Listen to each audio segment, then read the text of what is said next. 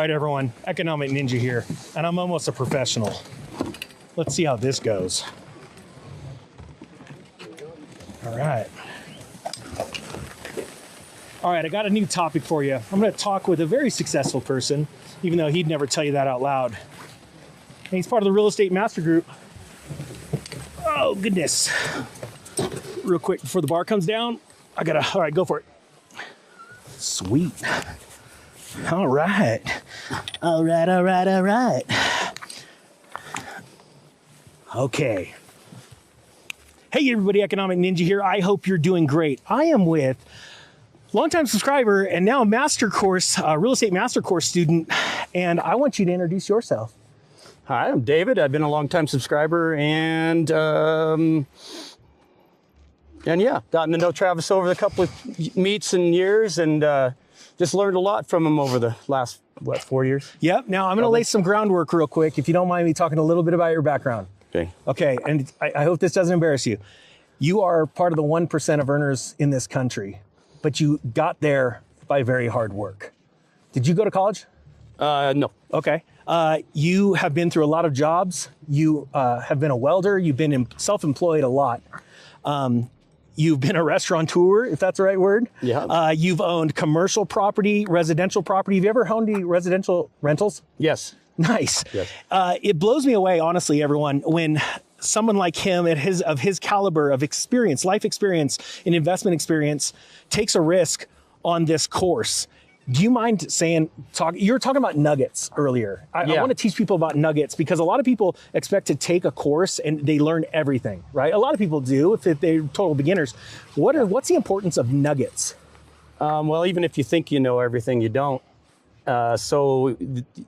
Education this way, especially buying courses, is cheap investment in education. And whether or not you pull, whether or not you knew, or whether you pull little nuggets from the different courses that he has, things that you didn't know already, or things that will help you in the future. Some of this special financing and that kind of stuff that I wasn't aware of. Yeah. A lot of different things we pulled from this course. Well worth it. Dude, thank you so much. So this is awkward, right? It's going to sound like a commercial, because technically it is, because I want to find more students that I can share my information with. I have a weird way of being able to explain things. But one thing that he's been doing is, David, you've been preparing for a real estate crash, right? Yeah. What are you seeing right now in the real estate market, wherever you're looking?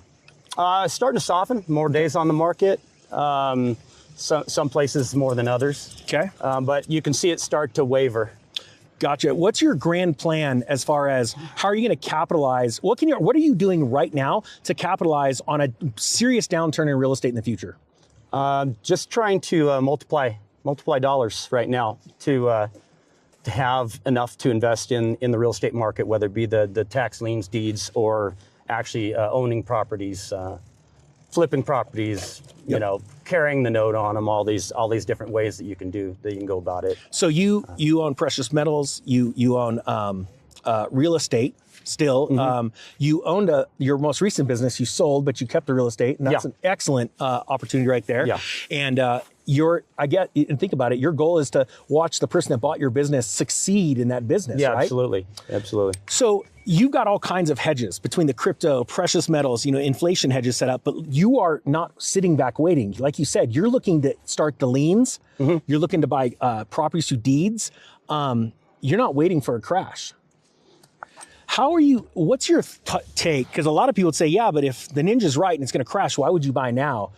How would you look at real estate right now, even knowing, do you believe there's a downturn coming? Oh, yeah, We're already there. Yeah. I missed the last one, unfortunately, but now I've been more aware. Isn't that awesome? Yeah. And it blows me away, because later tonight, you're going to get to meet a couple more of the Master Group students. We're going to go have dinner. We're going to do some interviews and stuff.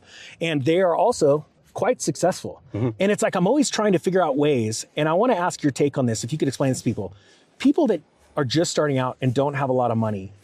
And I priced that course out. Just so you guys know, there's a sale. It's only open. I only opened it twice ever. This is the third time since I started the channel. And the link's down below. Can you explain to them? I tried to price it less than a point on a mortgage. And we were talking earlier about the mortgage class, and one of the nuggets you got was the different types of financing. Mm-hmm. Can you talk about that? Or what would you say to people that are like, dude, I don't have that much money? Well, I didn't at one time either. Yeah. So be willing to work hard and read and listen and educate yourself. So it's a whole lot cheaper to pay for the shortcut in the course than it is to try to figure it out for the next 20 years. That's awesome. You know, that's the main nugget I can say about this. And you've been to every single coaching call. Like I've seen your face on every single one. Why are you doing those live rather than watching them later when they're recorded? You get to interact. Okay. Yeah. I find it more fun to interact and be in the moment. That's freaking awesome. I can't even get over meeting guys like you. So to give you a little background, we're within a year apart age. We both started selling, candy and stuff like that as kids. He had a paper route. I had a car washing business. We both have that entrepreneurial spirit. We stand up for people that are getting bullied. We are very opinionated with our opinions when it comes to right versus wrong. And I got to be honest with you, I love meeting you guys. When was the first time you and I met? San Antonio. Oh, that's right. You flew out for that meetup we did in the hotel. Just spur of the moment, yeah. We mobbed that hotel. That was awesome. 75 people showed up and it was the free happy hour at Embassy Suites. That was awesome, yeah. You can't be afraid to pull the trigger when it's time. No, you can't. Here, can you do me a favor? Yep. Hold that. Yep. I'm going to switch the, wait, let's see here. See, this is technical because the Ninja doesn't edit. But we will cut out a little bit because I want to finish this off over at the bar because, it's the bar and you're going to see an incredible view. So let me just pause real quick. Okay. You got enough going on. You're a boarder. I'm a skier. Board racks over there. But the reason why I want to do this video is because, again, it blows my mind when successful people, one of the students, his name's Al Thomas. He's got a YouTube channel now. He started it. He's blowing up. I think he's going to hit 100,000 subs in the first year. He's owned 60 rental properties and he's a student. And it just blows me away. He's got a Gulfstream jet and all this stuff. And I'm like, why would you do this? And he goes, because the little bits of information that I pick up.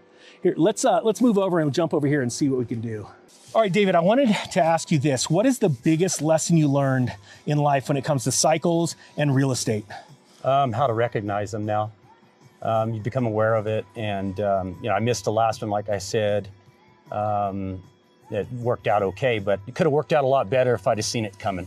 Yeah. So it's like you say, when a train's coming down the track, all you got to do is step aside, let it pass you, and then pick up the pieces afterwards. So what blows me away about this cycle that was not here during 2005, 2008 was heavy inflation. We had light inflation. It just ticked up a little bit. In California, gas prices skyrocketed. The cost of SUVs went up because people dove in and bought a bunch, borrowed against their homes and stuff.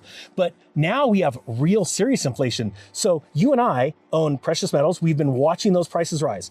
You and I own cryptocurrencies, watching those prices rise. At the same time, we're all meeting once a month and we're talking about watching the prices of real estate drop. Prices on days on market, like you said, are extending. You just sold your business at an incredible time.